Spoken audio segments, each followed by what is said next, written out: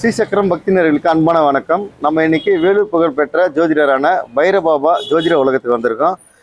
பைரவ பாபாஜிகிட்ட ஜோதிடத்தை பற்றி எனக்கு ஏகப்பட்ட டவுட்ஸ் இருக்குது. பப்ளிக்கு ஏகப்பட்ட டவுட்ஸ் இருக்கும். அந்த டவுட்ஸ் எல்லாம் வாங்க கேட்டு தெரிஞ்சுக்கலாம். வாங்க. இதுவரையும் நீங்கள் யாருமே ஃபஸ்ட் டைம் பார்த்தீங்கன்னா ஜோதிட உலகத்துலேயே இது மாதிரி கொஸ்டின்ஸ் எல்லாம் யாரும் பண்ணிருக்க மாட்டாங்க. பப்ளிக் ஏகப்பட்ட பேர் கொஸ்டின்ஸ் இருக்கும். அந்த கொஸ்டின்ஸ் யார்கிட்ட கேட்டுருக்க மாட்டாங்க ஜோதிடர்கிட்ட. நான் கண்டிப்பாக உங்களுக்கோசரம் உங்கள் சார்பில் கேட்குறேன். இந்த வீடியோ ஸ்கிப் பண்ணால் பார்த்தீங்கன்னா ஜோதிடத்தை பற்றி ஒரு முழுமையான ஒரு புரிதல் வரும் உங்களுக்கு. ஒரு நல்ல வீடியோ ஸ்கிப் பண்ணால் பாருங்கள். முடிஞ்சால் ஜோதிடத்தில் ஆர்வம் உள்ளவங்களுக்கு இந்த வீடியோ ஷேர் பண்ணி விடுங்க. வணக்கம். வேலூர் பிரபல ஆன்மீகவாதி மற்றும் ஜோதிட பைரவ பாபாஜி கிட்ட வந்திருக்கோம். எனக்கு ஏராளமான ஜோதிடத்தில் சந்தேகங்கள் இருக்குது. உங்களுக்கு சந்தேகம் இருக்கும், அதை மனதார வச்சுப்பீங்க. அந்த சந்தேகத்தில் நேரடியாக கேட்டு தெரிஞ்சுக்கலாம் வந்திருக்கா. இதுவரையும் நீங்கள் யூடியூப்ல இன்ஸ்டாகிராமில் எந்த ஒரு சோஷியல் மீடியாவில் கேட்காத கேள்வி எல்லாம் உங்கள் சைட்லேருந்து நான் கேட்க போகிறேன். ஃபுல்லாக கேட்டு தெரிஞ்சுக்கலாம். வணக்கம் சார். அன்பான வணக்கம். ஸ்ரீசக்கரம் சார்பில் உங்களுக்கு ரொம்ப நன்றி. இங்கே ஏகப்பட்ட பேர் ஜோசியம் பார்க்கும்போது பார்த்தீங்கன்னா வருவாங்க, பார்ப்பாங்க, போயிடுவாங்க. பின்னாடி எந்த யூஸ்மே இல்லை, நான் பார்த்தனால அப்படின்னு சொல்லுவாங்க. ஒரு பொதுவாக பப்ளிக் வரும்போது ஜோதிடத்தை எப்படி உங்ககிட்ட கேட்கணும் சார்? எப்படி ஜாதகத்தை கொடுத்துட்டு நான் என்னென்ன கேட்டால் நீங்கள் கரெக்டான ஆன்சர் சொல்லுவீங்க, அது சொன்னீங்கன்னா நல்லா இருக்கும். பொதுவாக ஒரு ஜோதிடர்கிட்ட போகும்போது ஒரு சரிங்க. ஆனால் நீங்கள் அப்படியே வணக்கம் சொல்லிவிடுங்க. அங்கே வணக்கம் சொல்லி எல்லாருக்கும் பப்ளிக்கு இல்லை எனக்கு வணக்கம்னு சொல்லிட்டு இந்த பப்ளிக் நேர்களுக்கு வணக்கம் சொல்லிட்டு அப்புறம் அந்த கொஸ்டின் பண்ண ஆரம்பிச்சிடுங்க. ஸ்டார்ட் பண்ணுங்க. வணக்கம் சொல்லிவிடுங்க. அடுத்துருங்க. வணக்கம் நேர்களே. ஸ்ரீசக்கரா பக்தி சேனல் நேர்கள் அனைவருக்கும் வணக்கம். மற்றும் நண்பருக்கு வணக்கம்.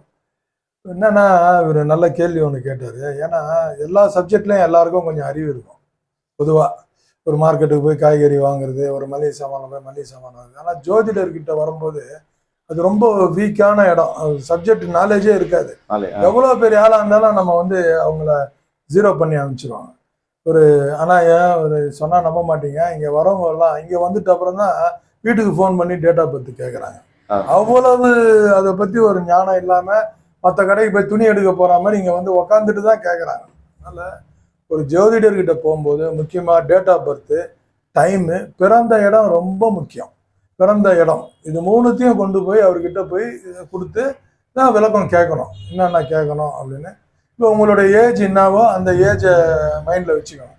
இப்போ ஒரு 27 வயசில் போகிறீங்கன்னு வச்சுக்கோங்களேன். ஒரு திருமணம் ஆகலைன்ற மாதிரி ஒரு கான்செப்டுக்கு போகிறீங்கன்னு வச்சுக்கோங்களேன். நீங்கள் என்ன கேட்கணும்னா ஃபஸ்ட்டு பாஸ்ட் எதனா 1-2 கேட்கணும் அவரை கிராஸ் பண்ணுறதுக்கு. உங்களுக்கு லைஃப்பில் நடந்தது இருக்கும் இல்லையா, அதை வச்சு அவரை ஒரு கேள்வி கேட்கும்போது அவர் சொல்லுவார் இந்த மாதிரி இருந்திருக்கோன்ட்டு. நான் எப்பவுமே பாஸ்ட் பிடிப்பேன் வரவங்களுக்கு. அவங்க கேட்குறாங்களோ இல்லையோ அவங்கக்கிட்ட அதை நான் சொல்லுவேன். சொல்லிவிட்டு இது கரெக்டானு கேட்பேன். ஏன் கேட்குறேன்னு கேட்டால் கூட நான் சொல்லுவேன். நான் ஜோதிடம் கரெக்டானு முதல்ல செக் பண்ணணும். அவங்க கொண்டு வந்த சார்ட்டு கரெக்டானு செக் பண்ணணும். அதுக்கு அந்த பாஸ்ட்டை பிடிக்கணும். அதை பிடிச்சிட்டு அப்புறம் ஃப்யூச்சரு அவங்க எதிர்காலத்தை பற்றி கேட்கும்போது அதை நம்ம கரெக்டாக சொல்கிறோமான்னு அவங்க ப்ரிடிக்ட் பண்ணிக்கணும். இப்போ பொதுவாக பார்த்தீங்கன்னா இப்போ ஜாதகத்துக்கு நீங்கள் நேரம் காலம் ஊர் இருந்தால் போதும்னு சொல்கிறீங்க. ஓகே, இதை வச்சு கணிச்சிருன்னு சொல்கிறீங்க. சில பேர் நம்பகத்தன்மையே இல்லாமல் இருக்காங்க. அவங்களுக்கு நீங்கள் எப்படி அவங்களை நம்ப வைப்பீங்க? ஜோதிங்கே இல்லை சும்மா சொல்கிறாங்க, சாஸ்திரம் போய் சாப்பிட்றது மெயின் சில பேர் சொல்லுவாங்க. அதுதான் அவங்களோட தனிப்பட்ட கருத்து. இந்த சுதந்திர நாட்டில் தனித்தனி ஆளுக்கு தனித்தனியான கருத்து இருக்குது. அது அவங்க கருத்தில் நம்ம குறிக்கிட முடியாது. நீங்கள் பண்ணுறதுல நீங்கள் அவங்களுக்கு நிரூபிக்கிற வகையில் என்ன பண்ணுவீங்க, அதை சொன்னீங்கன்னாலும் அதுவும் நல்லா இருக்கும். அதெல்லாம் அது ஒரு நல்ல கேள்வி. இப்போ ஜோதிடம் உண்மையா பொய்யா அப்படின்றதுக்கு ஒரு கான்செப்ட் எடுத்துக்கலாம். சொல்லுங்க. அதே மாதிரி இன்னொன்று சொல்றாங்க, ஜோதிடம் மெய் சாவது மெய்ன்னு. ஆனால் அதிலெல்லாம் ஆழ்ந்த நம்பிக்கையில் கர்மாவை நம்ம ஃபேஸ் பண்ணி தான் ஆகணும். எந்த கர்மாவையும் நம்ம தாண்டி வர முடியாது. அது உதாரணமாக நிறைய பேர் சொல்லியிருக்கிறாங்க. இப்போது ஒரு காயின்ஸ் ஒரு 10,000 ரூபாய்க்கு ஒரு காயின்ஸ்னா எவ்வளோ இருக்கும்? ஒரு மூட்டை கட்டி அதை தூக்கின்னு போகிறது எவ்வளோ கஷ்டமாக இருக்கும். அதையே ஒரு 100, 200, 500 ரூபா நோட்டாக அதை வச்சுக்கலாம். வச்சு ஜோபில் வச்சு ஜாலியாக ட்ராவல் பண்ணலாம். இதுதான் பரிகாரம் பண்ணும்போது இந்த 10,000 ரூபாய் உங்ககிட்ட இருக்கும், வெயிட்லெஸ்ஸாக இருக்கும். ஒரு பாதி குறைச்சிக்கலாம். பாதி இல்லை, மேக்ஸிமம். ஆமாம், 10,000 ரூபாய் காயின் எவ்வளோ வெயிட் இருக்கும்? கிட்டத்தட்ட ஒரு 6 கிலோ இருக்கும். உதாரணத்துக்கு ஒரு 10,000 ரூபாய் காயின் எடுக்கும்போது கை வலியா இருக்கும். அந்த ஒரு நோட்டா மாத்தி வைக்கும் போது அது வலியா இருக்கு. அது மாதிரி சிம்பிள் பண்ணுவீங்க. நாங்க சிம்பிள் பண்ணி ஒரு பரிகாரம் சொல்லி அதுல ஆனா கர்மா சந்திச்சுதான். இப்போ விதிய மதியால வெல்றதுக்கு தான் ஜோதிடம் ஒன்று உருவாக்கினாங்க. சித்தர் காலத்துல இருந்து உருவாக்குனாங்க. அது எல்லாமே எந்த ஒரு மாற்று கருத்துமே கிடையாது. அந்த மதியால வெல்றதுக்கு இப்போ ஒரு கிரக நிலை வீக்கா இருக்குன்னு வச்சுங்க. இப்போ குரு போல் கொடுப்பவர் கெடுப்பொருள் இல்லை. அது மாதிரி குரு இப்போ நம்ம கொடுக்க நினைக்கிறாரு, கெடுக்க நினைக்கும் போது அவர்கிட்ட தப்பிக்கிறது எப்படி? உதாரணத்தை கேட்கறேன். ஃபர்ஸ்ட் ஒரு விதியை மதியால் வெல்லலாம்னு ஒன்று கேட்டீங்க. ஆமா. அண்ணா இப்போ என்னுடைய அறிவு ஜீவி ஞானி கண்ணதாசன், அவரை நம்புறீங்க இல்லையா? அவரே என்ன சொல்லியிருக்கேன்னா, விதியை மதியால் வெல்லலாம் என்று விதி இருந்தால் மதியை வெல்லலாம். மதியாலெல்லாம் வெல்ல முடியாது, அதெல்லாம் இல்லை. ஆக்சுவலா ஜோதிடம்ன்றது என்னன்னா ஒரு டார்ச் லைட் மாதிரி தான். இது முன்னாடி என்ன நடக்க போகுதுன்றது ஒரு கணிச்சிக்க முடியும். அது கூட 100% கணிக்க முடியுமான்றது கொஞ்சம் கஷ்டம் தான். கஷ்டம், டவுட் எல்லாம் இல்ல, கஷ்டம். ஓகே, கஷ்டம்னு சொல்லிட்டீங்க. 70% போலாம், 30% நம்ம கையில இல்ல, பகவான் கிட்ட தான் இருக்கு. அந்த சாஸ்திரமும் இல்ல. ஓகே, அது ஒரு சின்ன கதை கூட இருக்குது, அது டைம் இருக்கான்னு இல்ல அந்த கதையை சொல்றதுக்கு. நெக்ஸ்ட் இதுல பார்க்கலாம். அதை 70% யூகிக்க முடியும். பெரிய பெரிய ஜோதிடர் இப்போ ஷெல்லி அந்த மாதிரி இருக்காங்க, அவங்கெல்லாம் கூட 70% தான் ப்ரிடிக்ட் பண்ணி கொண்டு வர முடியும். 30% நம்ம கிட்ட கிடையாது, பகவான் கிட்ட தான் இருக்குது. அதை ஃபேஸ் பண்ணி தான் ஆகணும். இயல்பா ஒன்னு சொல்றேன் நான்.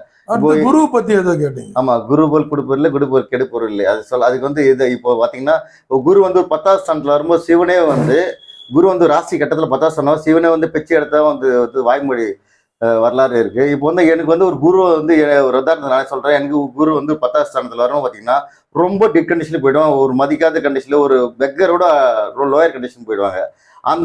அதுல இருந்து நான் எப்படி தப்பிக்கிறதுக்கு என்ன வழி? இந்த ஊர் விட்டு போயிடணுமா, இது எல்லை விட்டு போகணுமா? இப்போ என்ன ஒருத்தர் அடிக்கிறாருன்னு போலீஸ்கார்ட்ட போவேன். நான் என்ன யாராவது ஒரு இந்த நாட்டுல எனக்கு ப்ராப்ளம்னா போலீஸ்கார்ட்ட போவோம். அவர் குரு எனக்கு ஏதாவது பண்ணும்போது இன்னொரு கிரகணை பிடிச்சா, அந்த எந்த கிரகத்தை பிடிச்சா நான் சேஃப்டி அடைவேன். அது மாதிரி என்ன ஒரு கிரக நிலைகிட்ட இருந்து எப்படி காப்பாற்றுறது? கெட்ட இப்போ சனி பகவான் இருக்காருன்னா அவர்கிட்ட எப்படி தப்பிக்கிறது? அது மாதிரி ஒரு கிரகத்துக்கும் ஆப்போசிட்டா ஒருத்தர் நல்லது பண்ற ஒருத்தர் இருப்பார்ல, அவர் ஃபாலோ பண்றது எப்படி? ஜோதிடத்துல குரு 10ஆம் இடத்துல வரும்போது 10ல் குரு பதவி நாசம் இந்த மாதிரிலாம் சொல்றாங்க. அதான் ஏட்டு சுரக்கா தான் திசை.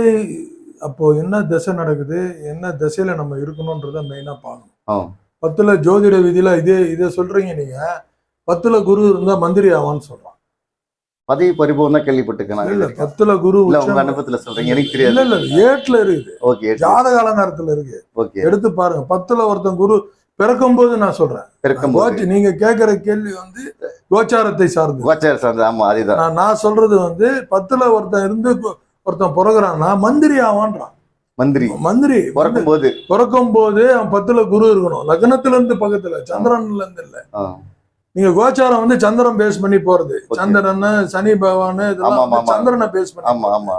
லக்னத்தை பேஸ் பண்ணி 10ல் குரு வரும்போது, 10ல் குரு இருக்கும்போது ஜனிச்சவன் எப்படி அவன் மந்திரி ஆவான்றது இருக்கு ஒண்ணு. அது போல ஒருத்தருக்கு தனிப்பட்ட முறையில ரேகை இருக்கு. ஜெனரல் பலன், இந்த கோச்சார பலன் நான் எடுக்கவே மாட்டேன். மொத்தத்துல என்னோட கான்செப்ட்ல கோச்சார் நல்ல ஜோதிடம் பாக்குறோம், கோச்சாரத்தை எடுக்க மாட்டான். அது கோச்சாரம் கோடான கோடி பேர்களுக்கு அப்படியே பிளாட்டா சொல்றது. அது ஆமா, சந்திரனை பேஸ் பண்ணி சொல்றது. நீங்க ஜாதகம் பாக்குறீங்க, எதை பேஸ் பண்ணி பாக்குறீங்க? லக்னத்தை பேஸ் பண்ணி. கோச்சாரன்றது ஜோதிடம் தெரியாதவன் அந்த கோச்சாரத்தை கையில வச்சுன்னு விளையாடுவான். ஒருத்தர்கிட்ட போய் நீங்க ஜோசியம் பார்க்கும்போது குரு 6ல் இருக்காரு, 7ல் இருக்காரு, சனி 7 நாட்டு சனி பிடிச்சிக்குது, 8ல் உனக்கு அஷ்டமத்து சனி இருக்குன்னு ஒருத்தன் திறந்தானாவே, வாயை திறந்து சொன்னானா, தயவு செய்து அவங்ககிட்ட ஜோதிடமே பார்க்காதீங்க, கேட்டுக்குங்க. உண்மைதான். அது ஒரு நாலேஜ் இல்லாதவன் பாக்குறது. சும்மா பேப்பர்ல வர்றத படிச்சுட்டு ஜோசியம் அவன் ஜாதகம் பாக்குறது லக்னத்தை பேஸ் பண்ணி வரவங்கிட்ட உட்காந்து கோச்சாரத்தை பத்தி இவன் பலன் சொல்லிட்டு அவன் சந்திரனை வச்சுன்னு. தப்பு. என்கிட்ட எல்லாம் நீங்க ஒரு தனிப்பட்ட முறையில நீங்க ஜோதிடம் பாருங்க, கோச்சாரத்தை தொடவே மாட்டேன். ஏன்னா 9ல் குரு யாருக்கு அள்ளி குத்துக்குது சொல்லுங்க? ஒரு அள்ளிக்கூட நீங்க கரெக்டான கொஸ்டின் ஐயா. இப்போ பிச்சை எடுக்கிற வச்சுங்க, தட்டுல 100 ரூபா விழும். அந்த 100 ரூபா 1000 ரூபா வரும். அவன் செய்யற தொழிலுக்கு தகுந்த மாதிரி நான் 9ல் குரு இருக்கும்போது அவன் கோடீஸ்வரன் கார் கம்பெனி வச்சுன்னா 10 கார் கம்பெனிக்கு அதிபதி ஆவான். அவன் பிச்சைக்காரனா இருக்கும்போது 10 ரூபா தட்டுல 100 ரூபா தான். அவன் செய்யற வேலைக்கு தகுந்த மாதிரி அவன் டெவலப்மெண்ட் இருக்கு ஐயா. அப்படி இல்ல, அவன் செய்யற வேலை பிச்சை எடுக்கிறதா கோடீஸ்வரன் ஆக மாட்டான். சாமி அப்ப தெரியும்ன்றீங்க. இவர் கார் கம்பெனி வச்சிருக்காரு, 10 கார் கொடுக்கணும். அப்படி இல்ல, இவர் தட்டுல பிச்சை எடுக்கிறாரு, 1000 ரூபாய். அது கரெக்ட் ஐயா, நீங்க சொல்றது வாஸ்தவம் தான். நீங்க எல்லாமே ஏத்துக்கிறாரு. அவங்க செய்யற தொழில் பொறுத்து அவன் டெவலப்மெண்ட் இருக்கு. அதெல்லாம் கிடையாது. அதாவது நீங்க உங்களோட கேள்விகள் எப்படி இருக்குதுன்னா பொருளாதாரத்தை பேஸ் பண்ணியே இருக்குது. ஜோதிடம் என்பது பொருளாதாரத்தை பேஸ் பண்ணது கிடையாது. இல்ல, வாழ்வியல் தான். பொருளாதாரம் தேவை. இல்லாம நம்ம எதுவும் பார்த்திபன் சார் கூட ஒரு இதுல சொன்னாரு, எந்த கஷ்டம் வந்தாலும் நேர்மையா அதெல்லாம் ஒரு பக்கம் இருந்தாலும் இங்க பணம் இல்லாம எதையுமே செய்யவும் முடியாது, செஞ்சுக்கவும் முடியாது, எதுவும் ரெமெடி பண்ணவும் முடியாது. அது பேஸ் ஒத்துக்கிறேன். நான் அதுல இருந்து நான் வெளியில வரல. ஆனா எல்லாமே பொருளாதாரத்தை வச்சு பார்க்க கூடாது. இப்போ 9ல குரு இருக்கிறாருன்னா கோச்சாரத்துல இருப்பாரு, அவனுக்கு இங்க அட்டமாதிபதி தசை நடந்துன்னு வச்சுக்கோங்க, அந்த ஜாதகருக்கு எப்படி நல்லது செய்வாரு? அப்போ அவங்களுக்கு என்ன ரெமெடி?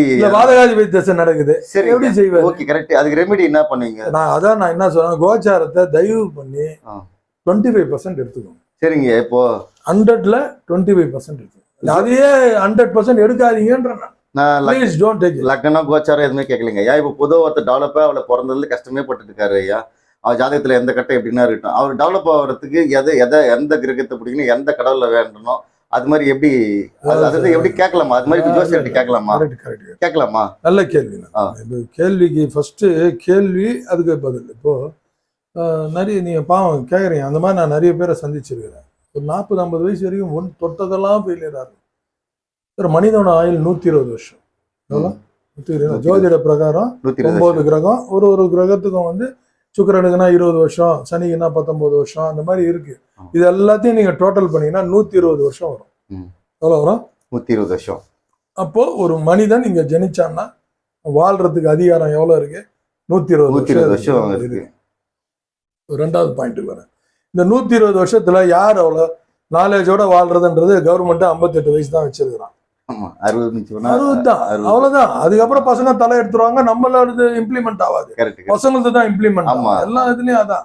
ஏதோ விதிவிலக்கு, ஒரு 2 குடும்பம் 3 குடும்பம் சாகிற வரைக்கும் அப்பா மெயின்டைன் பண்ணிட்டு இருப்பாரு, அப்பா இது பண்ணிட்டு இருப்பாரு. இப்பெல்லாம் அப்படி கிடையாது.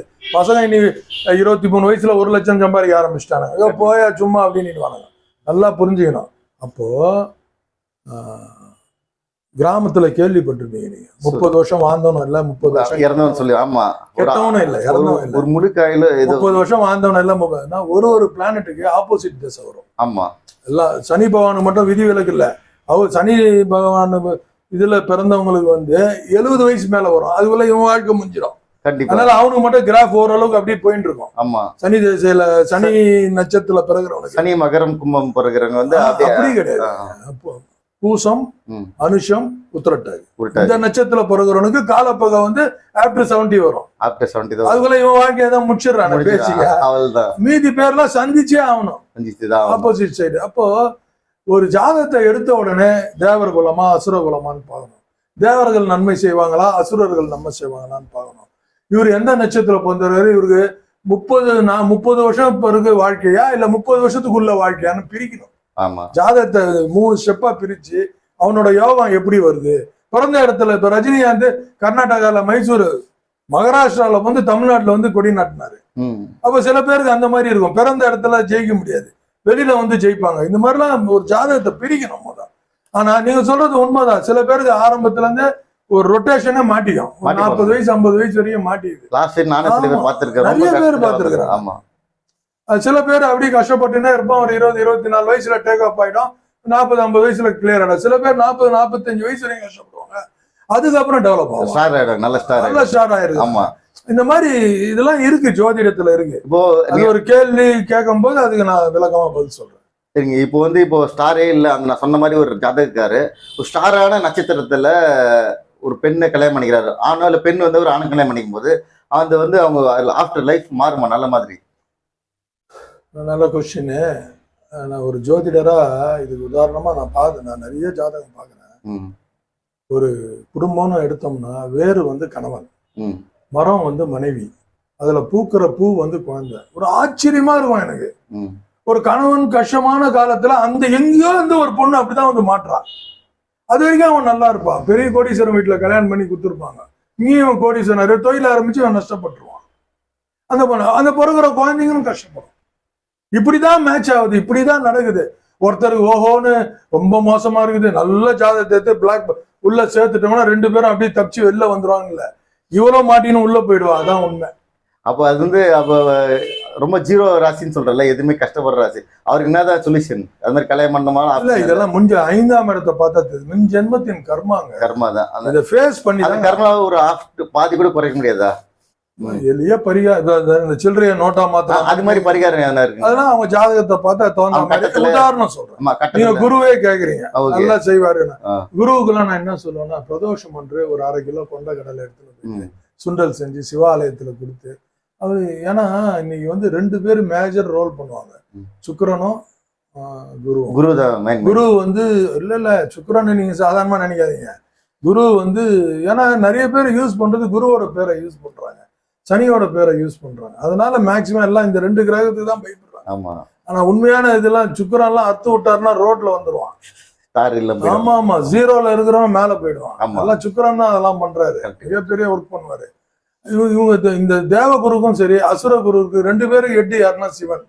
அவர்கிட்ட சுக்கிரன் கொஞ்சம் பாதிக்கப்பட்டிருந்தா வெள்ளை மொச்சையும், இது கொஞ்சம் பாதிக்கப்பட்டிருந்து குரு பாதிக்கப்பட்டிருந்துச்சுன்னா வெள்ளை கொண்ட கிடைக்கும். பிரதோஷம் ஒன்று போய் சுண்டல் செஞ்சு அங்க சிவாலயத்துல கொடுத்து சரணடையணும். நந்தி காதுல சொல்லிட்டு சரணடைஞ்சா கண்டிப்பா இவங்க 2 பேருக்கு ஹெட் குவார்டர்ஸ் அதான்.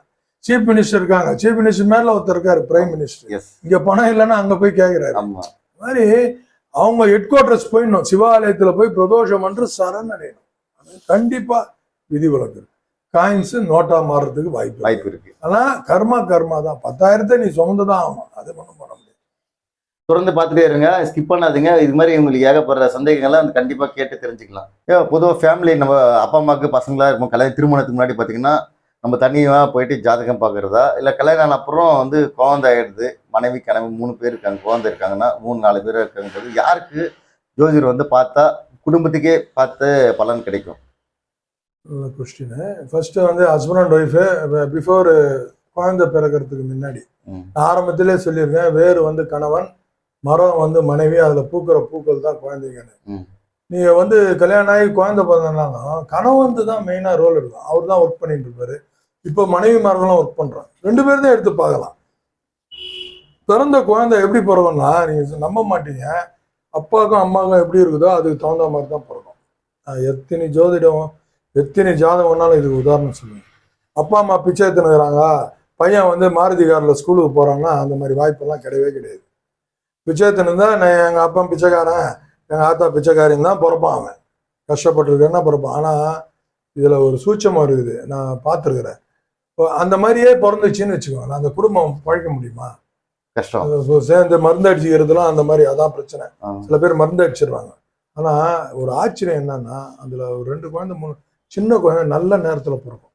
அந்த சின்ன குழந்தைக்கு ஜீவனம் கிடைக்கணுன்றது இந்த சின்ன குழந்தைய வச்சு அந்த 3 பேருக்கு சாப்பாடு கிடைக்கும், அந்த 3 பேருக்கு இம்ப்ளிமெண்ட் ஆகும்.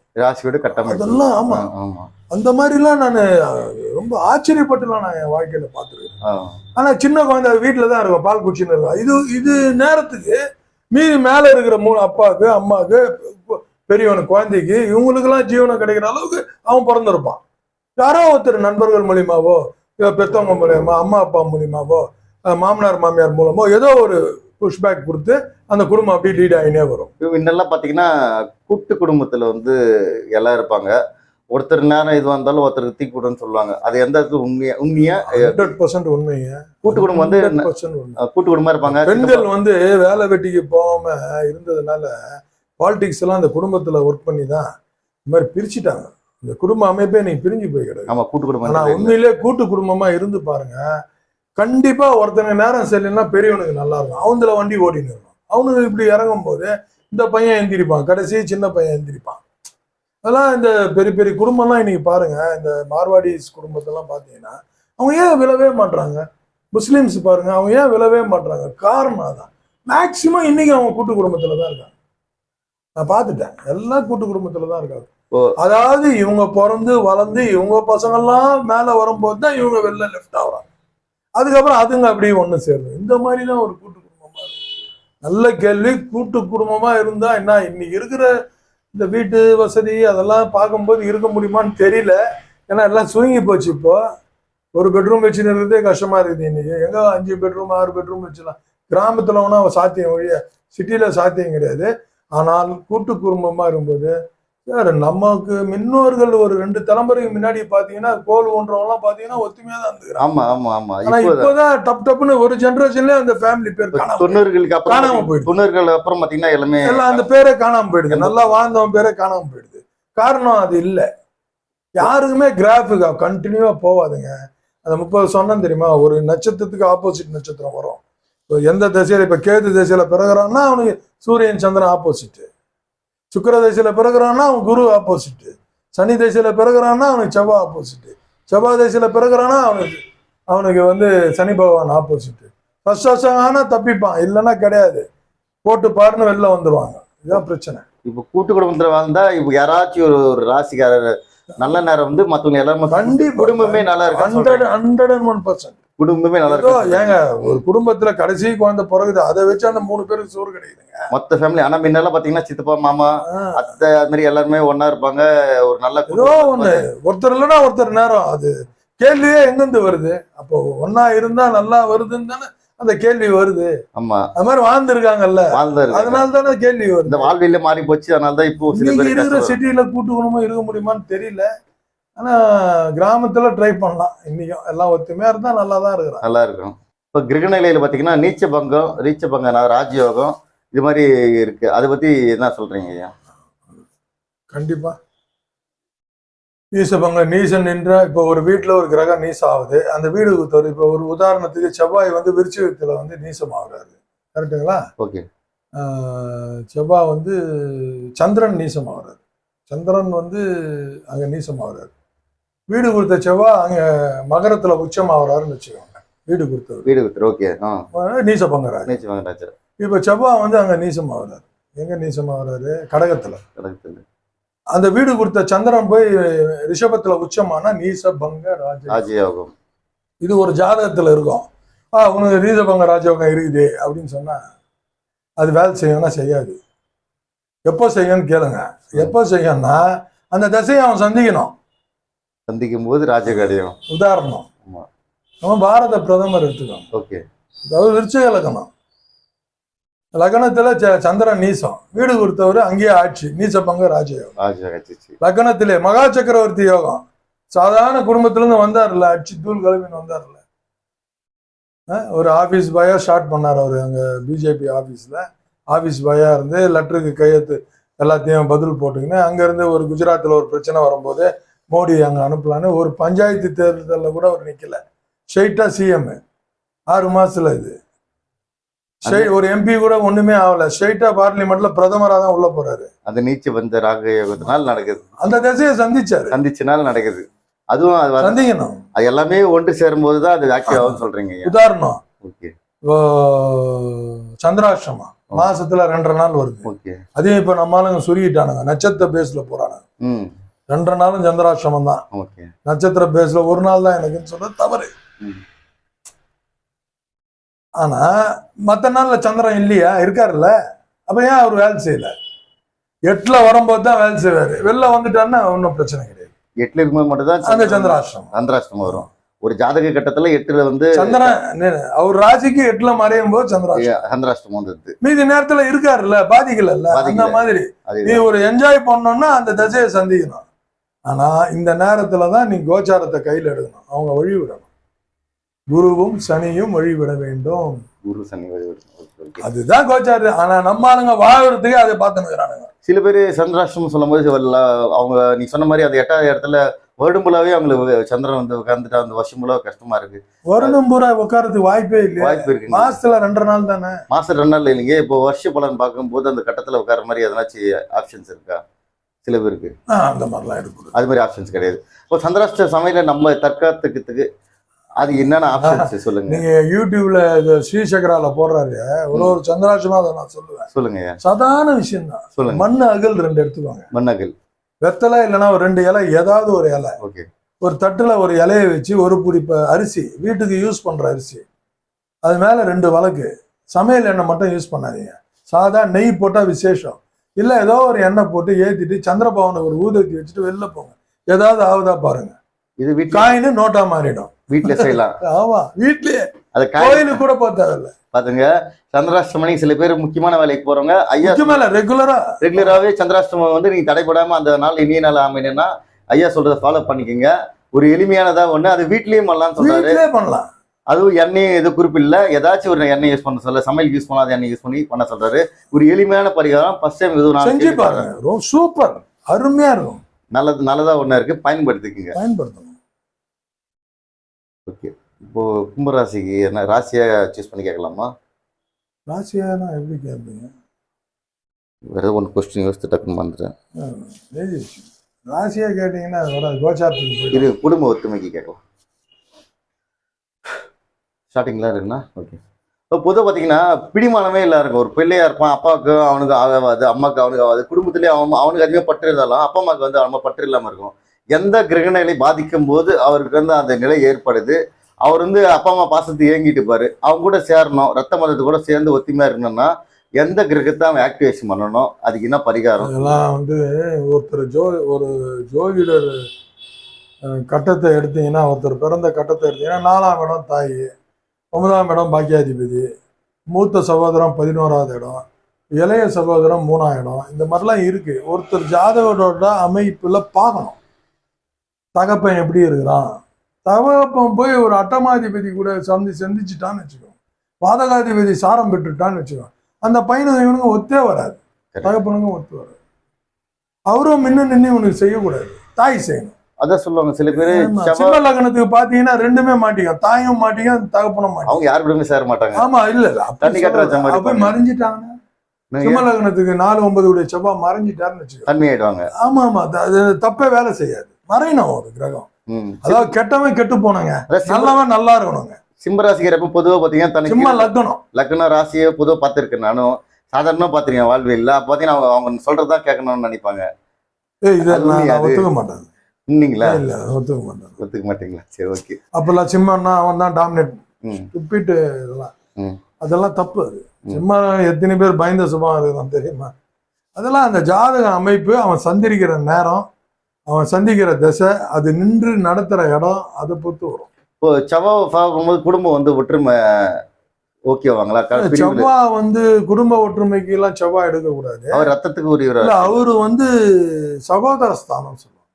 கிரகத்திலே வந்து சகோதரஸ்தானம் ஒத்துமைக்கு செவ்வாயை கையில எடுப்பாங்க, மருத்துவத்துக்கு அதை எடுப்பாங்க, போலீஸ் அட்மினிஸ்ட்ரேட்டிவ்க்கு அதை கையில எடுப்பாங்க. அப்ப குடும்ப ஒத்துமைக்கு செவ்வாய் கொஞ்சம் நல்லா இருந்துச்சுன்னா சகோதர பாசம், அந்த கூடுதல், அதெல்லாம் கொஞ்சம் கரெக்டா இருக்கும். எல்லா ரத்த பந்தத்துக்கும் யூஸ் ஆகும். நல்லா இருந்தா அவர் போய் கொஞ்சம் தவறான சாரத்திலயோ தவறான இடத்துலயோ உட்காந்துட்டாருன்னா என்ன பண்ணுவோம்? ஓகே. இப்போ பொதுவாக செவ்வாய் வந்து பழனி வந்து ஆதிக்கம் அதிகமா இருக்குன்னு சொல்லிட்டு பேச்சுவாக்கிலே பழங்காலத்துல சொல்லப்படுது. அதனால இப்போ செவ்வாய் வீக்கா இருங்க, பழனிக்கு போலாமா? அது வந்து நீங்க கேக்குறீங்க. பொதுவா செவ்வாய்னா அது அதிபதி நம்ம முருகர் வருவார். ஆமா, ரத்தத்துக்கு அதிபதி முருகர் தான். ரத்தத்துக்குன்னு இல்லை, செவ்வாய்க்கு அவரு வருவாரு. ஆமா. ஆனா வந்து இந்த புண்ணிய ஸ்தலத்துக்கு போறதுக்கெல்லாம் நான் வந்து எப்பவுமே எல்லா கோயிலுக்கும் போறது, அவங்கவுங்க போகலாம், ஒன்றும் தப்பு இல்லை. ஆனால் நம்ம ஜாதகம் பார்த்து நமக்கு என்ன நேரம் நடக்குது, நமக்கு என்ன திசை நடக்குதுன்னு பார்த்து அதுக்கு உண்டான கோயிலுக்கு போகணும்.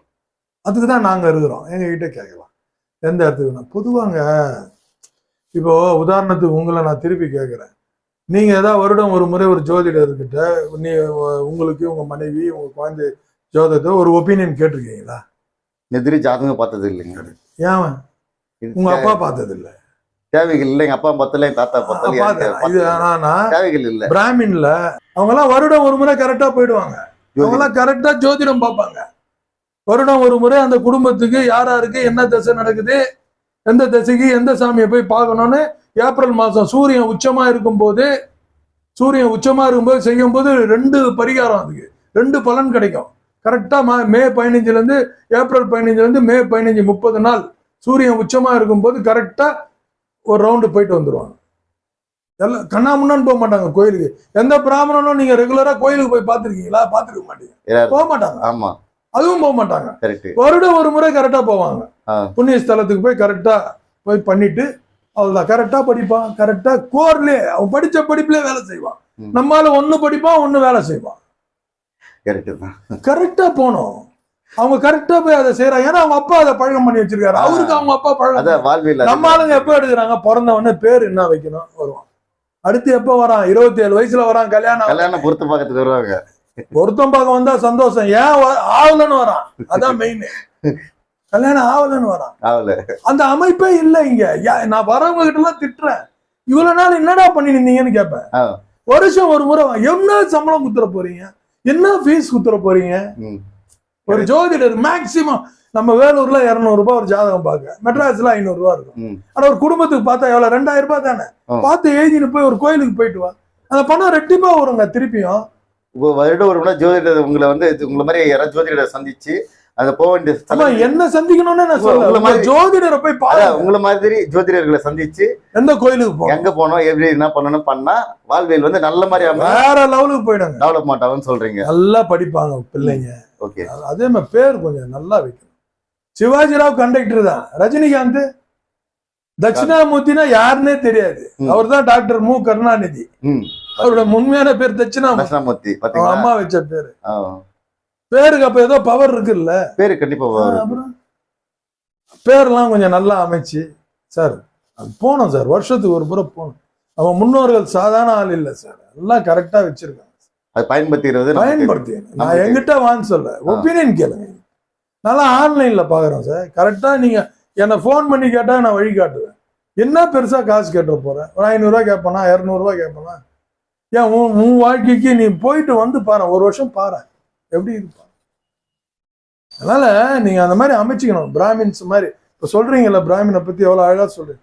அவங்க என்ன முறையை யூஸ் பண்றாங்க, அந்த முறையை நம்ம ஃபாலோ பண்ணணும். வாழ்வியல் பாத்தீங்கன்னா அவங்க அப்பா வந்து ஒரு நல்ல பொசிஷன் இருப்பாரு, அவர் அப்படியே பொசிஷன். இப்போ சொன்னீங்களே உதாரணம், ஒரு பிச்சைக்காரன் பையன் வந்து பிச்சைக்காரன் இருப்பாரு, அவர் பிராமின் வந்து ஒரு ஸ்டேஜ் ஆபீஸ் ஸ்டேஜ் இருப்பாரு, அப்படியே அவங்க ஓடிட்டு அதே காலத்துல அவங்க அப்படியே ஓடிட்டே இருக்காங்க. அது இல்லாம இந்த மாதிரி நீங்க சொன்ன வருடத்துக்கு 6 மாசத்துக்கு 6 மாசம் பாக்கலாம், ஒரு முறை போயிடும். அது மாதிரி பாத்துட்டு வருஷத்துக்கு முன்னாடி டூர் பார்த்து நானும் கண் கூட பாத்துருக்கேன். வருஷம் ஒரு முறை கரெக்ட் யோசிக்காம செல்ல போறோம். ஆன்மீக கோயிலுக்கு அதுக்கு மட்டும் யோசிக்காம அதுக்கு மட்டும் செல்ல போறோம், நாளை ரெட்டிப்பா வந்துடும். லைவா எனக்கு அந்த மாதிரி நண்பர்கள் இருக்காரு, நானும் கண் கூட பாத்துருக்கேன். அது உண்மைதான் நீங்க சொல்றது.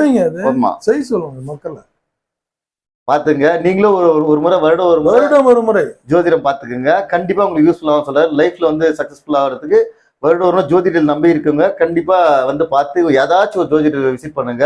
உங்களுக்கு கிரகநிலை எப்படி இருக்கு அப்படின்னு பார்த்து தெரிஞ்சுக்கோங்க. இங்க நம்ம இன்டர்வியூ எடுத்துருக்கு பாத்தீங்கன்னா ஓம் பைரபாபா ஜோதிட உலகம் ஐயா கிட்ட நம்ம கொஸ்டின்ஸ் எல்லாம் பண்ணிட்டு இருக்கோம். இது மாதிரி கொஸ்டின்ஸ் எல்லாம் யூடியூப்ல இது வரைக்கும் பார்த்திருக்க மாட்டீங்க. இப்ப திருப்பதிக்கு பொதுவாக பாத்தீங்கன்னா சில பேருக்கு செட் ஆகும், சில பேர் செட் ஆகும் சொல்றாங்க. சில திருப்பதி வந்து சந்திரன் ஆதிக்கம் உள்ள இடம்னு சொல்றாங்க. அது உண்மையா பொய்யா?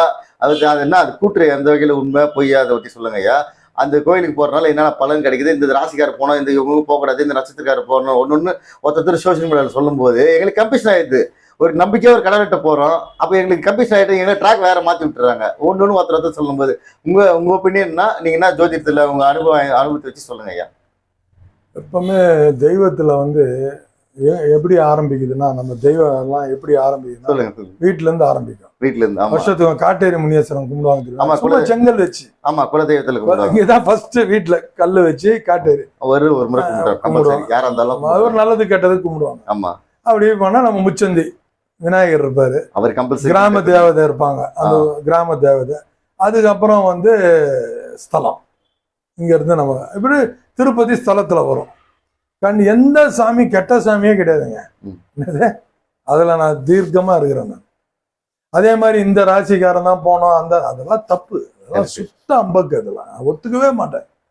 சில பேரு வந்ததுக்கு 4-5 பார்க்கும்போது மைண்ட் டைவர்ட் ஆயிடுது. பெருமாள்லாம் வந்து அள்ளி கொடுக்குறவர், அவர்கிட்ட போய் நீ கேட்க கூட வேணாம்.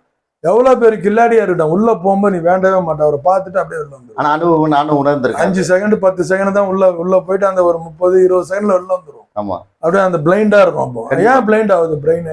அவ்வளவு பவர் அவரு. ஆமா, மறந்து அவரை போய் பார்த்துட்டு வந்தா போதும், உங்க வாழ்க்கையில திருப்பம் கிடைக்கும்.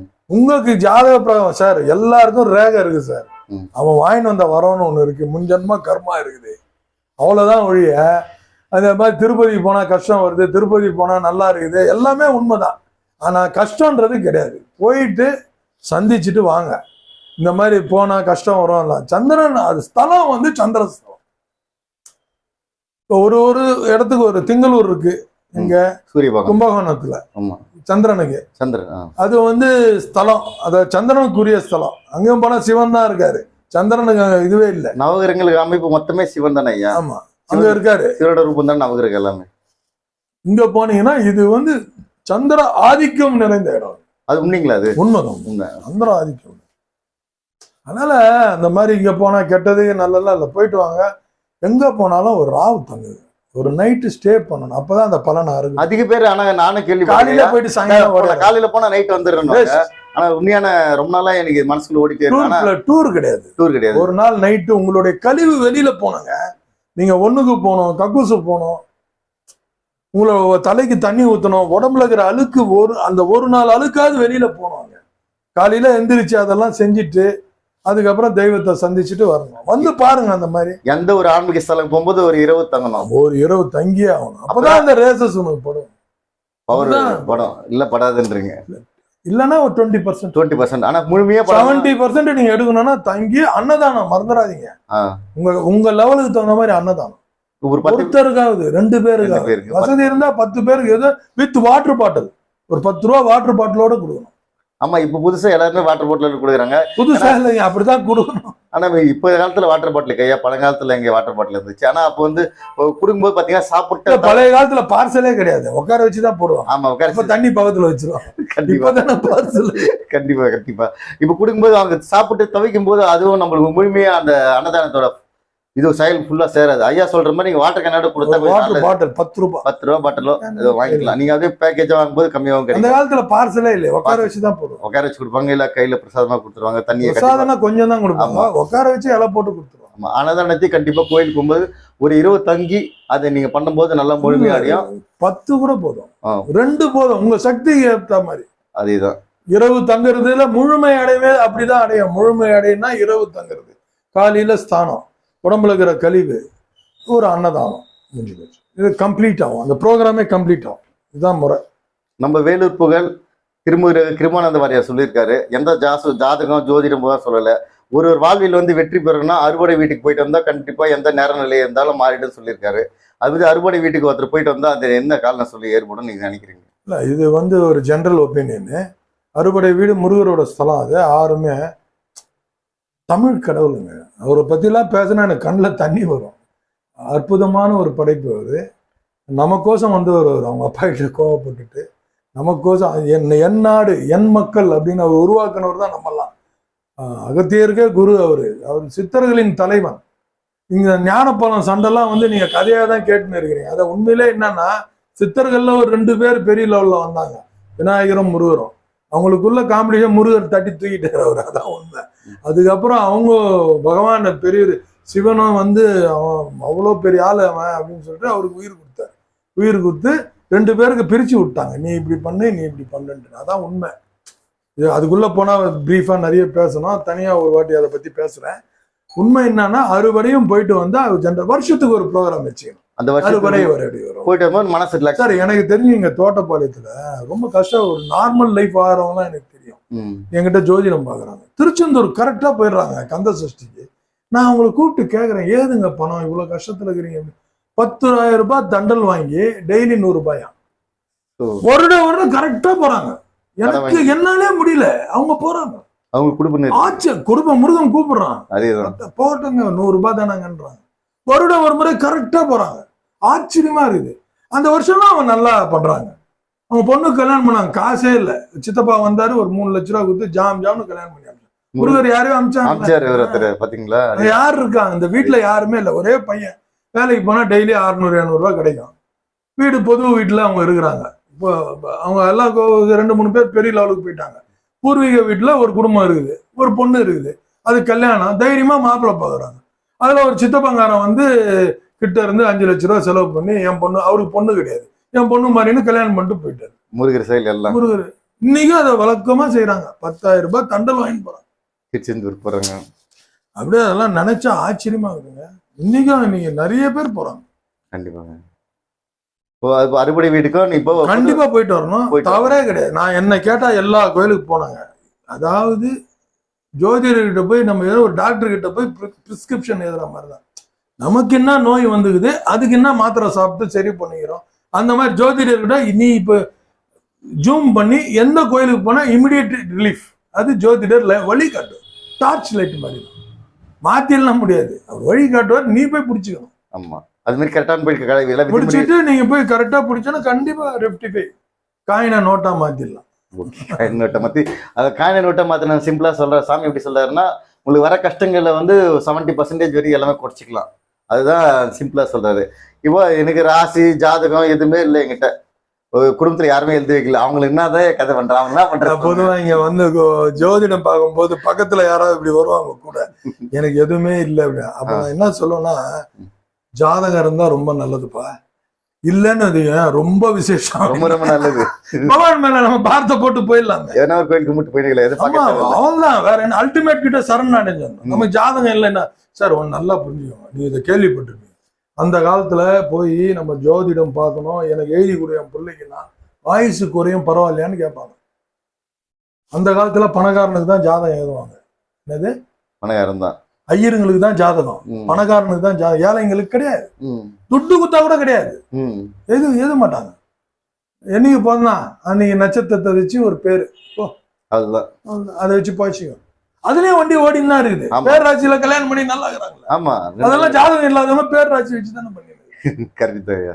இதெல்லாம் வந்து ஒரு மிகப்பெரிய தவறு அந்த காலத்துல நடந்திருக்கு.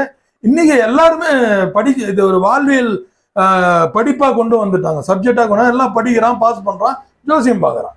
எல்லாருக்கும் ஜாதகம் இன்னைக்கு கிடைக்குது, அந்த காலத்துல கிடையாது. கண்டிப்பா. இப்போ பொதுவாக பாத்தீங்கன்னா இந்த போன்ல எல்லாம் பார்த்து ஜாதகத்தை பத்தி கண்ணிக்கு பாக்குறாங்கல்ல, பார்த்து ஏதாவது ஒரு முடிவு வராங்களா, அவங்களுக்கு என்ன சொல்றீங்க? Half knowledge is very dangerous. Half knowledge is very dangerous. அப்போ ஒரு டாக்டர் கத்துக்காத டாக்டர் மாதிரி போலி டாக்டர் கணக்கு இல்ல, பாதி அறிவு மிக ஆபத்தான. முழுமையா தெரியணுங்க. சும்மா நீ யூடியூப்ல நீயே உன் டேட்டா பத்து குத்து நீயே உனக்கு பொது ஏட்டு சுரக்கா கறிக்கு உதவாது, நல்லா புரிஞ்சுக்கோங்க. அதெல்லாம் நீங்க 10ல் குரு இருக்குதுன்னு கேட்டேன், 10ல் குரு பதவி நாசம், கரெக்டா? இதை போட்டிருக்கிறான். அது எத்தனை பேர் பதவி நாசம் அடைஞ்சிட்டான், எத்தனை பேர் நல்லா இருக்கிறான். அதான் அந்த கிரிக்கெட்ல இப்போ வந்து இந்த 9 இப்ப தனுசு ராசி 9ல் குரு வராரு, அதேதான் சுக்கரன் சாரம் பெறுவாரு, கிளியும் கிழிச்சு விட்டுருவாரு, பாத்துக்கோங்க. பொதுவா இப்போ ஜோதிடமே இல்லைன்னு சொல்றவங்களுக்கு வந்து இப்ப அது என்னதான் சொல்ல வரீங்க? ரெடிமேடி என்னன்னா பகவானை சார்ந்து போனோம். என்ன கேட்டா அதான், பகவானை சார்ந்து அப்படியே போக வேண்டியதுதான். அவருக்கு முதல் குழந்தை பிறந்திருக்கும், அது இருக்கும் இல்லையா, அந்த பூவை வச்சு எடுத்துடலாம். வேர் இல்லாம பூ வராது, மரம் இல்லாம பூ வராது. நான் ஆரம்பத்திலே சொன்னேன் இல்லையா, பூவை வச்சு அவன் கரெக்டா பிறந்திருப்பான். எங்க அப்பா இப்படிதான்ட்டு, என்னது எங்க ஆத்தா இப்படிதான் பிறந்திருப்பான். 70% எடுத்துடலாம், கரெக்டான ஜோதிடர்கிட்ட போனா எடுத்துருவான். பாத்தீங்களா? ஓகே, நல்ல தகவல். இது ஃபர்ஸ்ட் டைம் வந்து ஃபர்ஸ்ட் குழந்தை இது எடுத்து மேக்ஸிமம் ஏகப்பட்டல ஜாதகம் வெளியிட்டு பாக்குறது. முதல் குழந்தை இது எடுத்து ஃபர்ஸ்ட் ஆஃப்டர் மேரேஜ் வந்து குழந்தை பிறந்துச்சு, அந்த குழந்தை அதை எடுத்து அந்த மேக்ஸ் எடுத்து அதுக்கு நம்ம பரிகாரம் செஞ்சாவே அது அப்பா அம்மாக்கு வந்துடும், கணிச்சுக்கலாம். அப்பா அம்மாவுக்கு வேலை செய்யும். Okay, super. அதை பேஸ் பண்ணி போனோம்னா, இப்ப பரிகார பூஜைக்கு போனோம்னா அவங்க, ஏன்னா வேர் இல்லாம மரம் இல்லாம பூ பூக்காது. ஒரே ராசியில 2 பேர் இருக்காங்க வீட்டுல, ஒரே நட்சத்திரத்துல 2 பேர் இருக்காங்க, அந்த வீட்டை ரொம்ப கஷ்டப்பட்டுனே இருப்பாங்க. ஆமா, காரணம் என்னன்னா சந்திராஷ்டமம் ஒன்னா வரும், அஷ்டமத்து சனி ஒன்னா வரும், அஷ்டமத்து குரு ஒன்னா வரும், சந்திராஷ்டமே ஒன்னா வரும். இந்த மாசமே அடி ரகலை பின்னி எடுக்கும். அப்ப இந்த வழக்கெல்லாம் போட்டு தப்பிச்சுக்கணும், அதான் எஸ்கேப். நீ சொன்ன அந்த வேலைக்கு அரிசி வேலைக்கு அரிசி மண்ணகல்ல போடணும், போட்டு அழகா பண்ணி எடுத்துக்கணும். அது எனக்கு தெரிஞ்சு ஒருத்தர் சந்தோஷம்ல கஷ்டப்பட்டுட்டே இருந்தாரு. திருக்கோடையூர் அபிராமி கோயிலுக்கு போன சொல்ற ஒரு கூட்டு இருக்கு, அதை பத்தி என்ன சொல்றீங்க? அது மாதிரி 2 ஒரே நட்சத்திரத்துல இருக்கவங்க, ஒரே குடும்பத்துல 2 நட்சத்திரம் 2 ராசி இருக்கும்போது அவங்க வாழ்விலே ரொம்ப ஸ்ட்ரகிளானே இருப்பாங்க நார்மல் டைம்ல கூட சொல்லி கேள்விப்பட்டு, திருக்கடையூர் தான் போனா அது சொல்யூஷன் கிடைக்கும். திருக்கடையூர் வந்து பொதுவா வந்து அந்த 60ஆம் கல்யாணம் மேட்ரு அது. ஆமா ஆமா, அது தனி சப்ஜெக்ட். அது அங்க இருக்கிற ஐயர் தான் ஒருத்தர் அதை கொண்டு வந்து நல்லா பண்ணாரு அவரு. இன்னைக்கு எல்லாரும் ஜென்ம நட்சத்திரம் பண்றாங்க. எங்க வேலூர்ல கோட்டை கோயில்ல 60ஆம் கல்யாணம் பண்றாங்க. ஆமா, நம்ம வேலூர் அது மாதிரி எங்களுக்கு அங்கங்க இப்ப ஸ்தலம் ஆரம்பிச்சிருச்சு. நிறைய பேர் அங்க போக முடியல, வயசாகி போச்சு, இப்ப லோக்கல்லே பண்ணிக்கிறாங்க. அந்த மாதிரி ஒண்ணும் இல்லை. ஒரே ராசியில ஒரு வீட்டுல பிறந்தா என்ன பண்றது? அந்த சந்திராசிரமம் ஒருத்தருக்கு தெரிஞ்சோம் இல்லையா, ஒருத்தருக்கு விட்டு கொடுத்து வாழ வேண்டாம். இந்த மாதிரி மண்ணகல்ல 2 அலகு வழக்கு போட்டு அப்படி தச்சுக்க வேண்டியது வேணா பண்ணிடுவோம். ராகு பகவான் சொன்ன உடனே பாத்தீங்கன்னா சில பேர் அப்படியே பயப்படுவாங்க. அவர்கிட்ட இது எப்படி தப்பிக்குது? ஒண்ணு நல்லா தெரிஞ்சுக்கோங்க, இன்னைக்கு நல்ல நிலைமையில இன்னைக்கு இருக்கிறாங்க இல்லையா, அதுல 80% எடுத்து பாத்தீங்கன்னா ராகு தான் செஞ்சுட்டு இருப்பாரு. நல்லது. ஆமா, இப்போ தேவர்கள் ஆட்சி நடக்குது, அசுரர்கள் ஆட்சி தான் நடக்குது. ராகு இதோட நேரத்துலதான் நடக்குது எல்லாமே. தேவர்கள் ஆட்சி ரொம்ப கம்மி. தேவர்கள்னா என்ன, குரு செய்யணும், சனி பகவான் செய்வாரு. ராகு கேது கதை வேற. அவங்க அசுரபலம். சனி சுக்கிரன் புதன் அசுரர்கள், செவ்வாய் குரு சூரியன் சந்திரன் தேவர்கள். இப்படி 2ஆ பிரிக்கணும் கட்டத்தை. இவங்க பீரியட்ல பிறக்கிறவனுக்கு இவங்க தான் செய்வாங்க, இவங்க பீரியட்ல பிறக்கிறவனுக்கு இவங்க தான் செய்வாங்க. ஒரு ஜாதகத்தை பார்க்கும்போது தெரிய வரும். அது வந்து ஒருத்தர் டிஃபர் ஆகும்னு சொல்றீங்க. கண்டிப்பாக. எல்லாருமே இல்ல, ஒரு ஜாதகத்தை எடுத்தோடனே தெரிஞ்சு அசுர குலமா தேவ குலமான்னு பிரிச்சிடணும். ஆமா, இவனுக்கு தேவர்கள் செய்வாங்களா அசுரர்கள் செய்வாங்களான்னு தெரிஞ்சு. அப்ப அது வழிபாடுகள் எதனா மாறுமா? 2 பேர் தேவகுலம். உதாரணம் சொல்லட்டுமா? சொல்லுங்க. ரஜினிகாந்த் ஜாதகத்தை எடுத்துக்காங்க. அவர் தேவகுலமா அசுரகுலம்? அவர் வந்து பிறப்பால் தேவர் குலம். தேவர் குலத்துலதான் அவரு பெரிய லெவலுக்கு வந்தார், ஸ்டார் வந்தார். சாரம் யாரு? ராகு, சதயம். ராகு தான் செஞ்சு நல்லது பண்ணிக்காரு. சினிமாவுக்கு என்னன்னு எல்லாரும் என்ன சொல்லுவாங்க, சுக்கரன் செய்யணும். குரு செஞ்சாருங்க அவருக்கு. அப்ப இதுலயே நீங்க புரிஞ்சுக்கோங்க, அவனோட நேரம் 5 கூட 7ல உயர் வாழ்வான் என்பது விதி. நீசபங்க ராஜயோகம் லக்னத்துல என்னது மகா சக்கரவர்த்தி யோகம். அது பாரத பிரதமர் மோடிக்கு இருக்குது. இப்போ அது ரன் ஆயினுக்குது. பிரதமர் பதவி ஏற்கும்போது நான் பாக்குறேங்க ஜாதகம், சாயங்காலம் 5:30 மணிக்கு ஏத்தாரு. ஞாபகம் இருக்குதா? பார்லிமெண்ட்டுக்கு வெளியில ஏத்தாரு. அது குறிப்பு இன்னும் வச்சிருக்கேன். 18 வருஷம் அவர் ஆட்சியில இருப்பார். எத்தனை வருஷம்? இன்னும் 18 வருஷம். ஆரம்பத்துல இருந்து 18 வருஷம். இந்த வருஷம் முடிஞ்சா 15 வருஷம் முடியுது.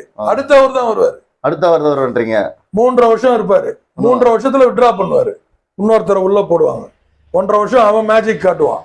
அவன் எடுத்துன்னு போயிடுவான் அடுத்து பிஜேபி. அடுத்த எலெக்ஷன் அவர் தான் வருவாரு. இன்னைக்கு டேட் போட்டு அப்டேட்டா சொல்றாரு. 18 வருஷம் சொல்றாரு. 18.5 years சுக்கிர தசையில ஏத்தாரு அவரு பதவி. அது முடியுது வரையும் அப்படியே முடியுது. ஆமா, 18 வருஷத்துல அவருக்கு முடியுது. அது வரையும் அவரே தான். அவர் தான் இருப்பாரு. நான் ஆரம்பத்துல எல்லாருக்கும் சொல்லிடுறேன், 18 வருஷம் வந்தாலும் அசங்க முடியாது. குரு சுக்கிரன் சொல்லிட்டு இருக்கோம். நம்ம எல்லாத்தையும் கிரகணம்லாம் பேசிட்டு இருக்கோம். திருச்செந்தூர்ல வந்து குருவோட திசை இருக்குன்னு சொல்றாங்க. அது எந்த இடத்துல உண்மை சார்? இல்ல, திருச்செந்தூர் வந்து குருஸ்தலம். திருப்பதி எப்படி சந்திரஸ்தலம், அந்த மாதிரி குருஸ்தலங்களா? அது குருஸ்தலம். அது உண்மைங்களா? அது குரு வந்து அடிக்கடி ஆக்டிவ் பண்ணியிருந்தா நல்லா இருக்குமா? அவ குரு உனக்கு நல்லவனான்னு தெரியணும். முதல் அந்த என் ராசி நல்லவனா இருக்கிறார், எனக்கு சாதகமா இருக்காரா பார்த்து நான் போனோம்.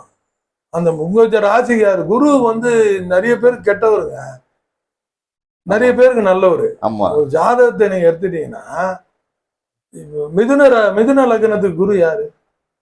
மிகப்பெரிய பாதகாதிபதி. என்னது? குரு. துலா லக்னத்துக்கு மிகப்பெரிய பாவி, 3-6 கூடையவர். அப்படி எடுங்க. கன்னி லக்னத்துக்கு யாரு? அவரு குரு மிகப்பெரிய பாவி. எல்லாரும் தான் அப்படியே செஞ்சிருவாரு. அவரும் நெகட்டிவ் ரோல் எடுக்கிறாரு. யாரு? அவரும் நெகட்டிவ் ரோல். அதான் அவரு குடுப்புறையில கெடுப்புற இல்லைன்னு சொல்லியிருக்காங்க. பழமொழியே சொல்லிருக்காங்க நம்ம முன்னோர்கள். அவரும் நெகட்டிவ் ரோல் எடுக்கிறாரு. ஆமா. ஆனா அதே துலா லக்னத்துக்கு குரு 12ல மறைஞ்சு 6 பார்த்து தசை நடந்தா கோடீஸ்வரன். அத கரெக்டான கெட்டவன் கிட்டிடும் ராஜயோகம். அது ராஜயோகம் பேப்பரும் கரெக்டா அடிக்கடிக்க போயினே ஆக்டிவ் ஆகும். நல்லா திருச்செந்தூருக்கு. இல்ல சார், கோயிலுக்கு போறதுனால ஒருத்தனுக்கு நேரமே குரு வந்து வாதகத்துல இருந்து தசை நடக்குது. அவன் திருச்செந்தூர் மாறி மாறி போய் என்ன செய்ய முடியும்? ஒன்னும் நடக்காது. ஆனா என்ன ஒண்ணு காயினா மாத்தி ஏதோ ஜீவனம் போயிட்டு. எனக்கு இருந்த சந்தேகம்லாம் பாத்தீங்கன்னா ஐயா கிட்ட கேட்டா மொத்த ஒரு கேள்வியிடம் எல்லா கேள்விக்கும் வந்து பதில் வந்து இனிமையா சொன்னாரு. ஐயாவுக்கு ரொம்ப நன்றி. இது மாதிரி உங்களுக்கு ஏதாச்சும் டவுட்ஸ் இருந்தா ஐயா வந்து நேரடி தொடர்பு கொள்ளுங்க. உங்க ராசியோட கட்ட நேர காலம் எல்லாமே வந்து கணிச்சு கரெக்டாக சொல்லுவார். வேற ஏதாச்சும் டவுட் வீடியோ பண்ணணுச்சுன்னா தொடர்ந்து ஒரு குறிப்பிட்ட அளவுக்கு கமெண்ட்ஸ் வந்துச்சுன்னா அதுக்கும் தனியாக நாங்கள் வீடியோ பண்ணுறோம். ஐயா வந்து அதுக்கு வந்து ஆதரவு தரதுக்கு ரெடியாக இருக்காரு. நீ தொடர்ந்து ஸ்ரீசக்கரவர்களுக்கு ரொம்ப நன்றி. தொடர்ந்து வீடியோ பார்த்துட்டே இருங்க. இது மாதிரி ஆன்மீக சம்பந்தமான எல்லா வீடியோவும் நம்ம சேனலில் ஒளிபரப்புறோம். இது மாதிரி A to Z நம்ம உங்கள் ஊரில் ஏதாச்சும் பிரபலமான கோயில்கள், புராதன கோயில்கள் எல்லாமே நம்ம ஸ்ரீசக்கரம் யூடியூப் சேனல் வந்து நாங்கள் பதிவிட தயாராக இருக்கோம். நீங்கள் தேவைப்பட்டால் எங்களை தொடர்பு கொள்ளுங்க. நன்றி. நன்றி. தேங்க்யூ.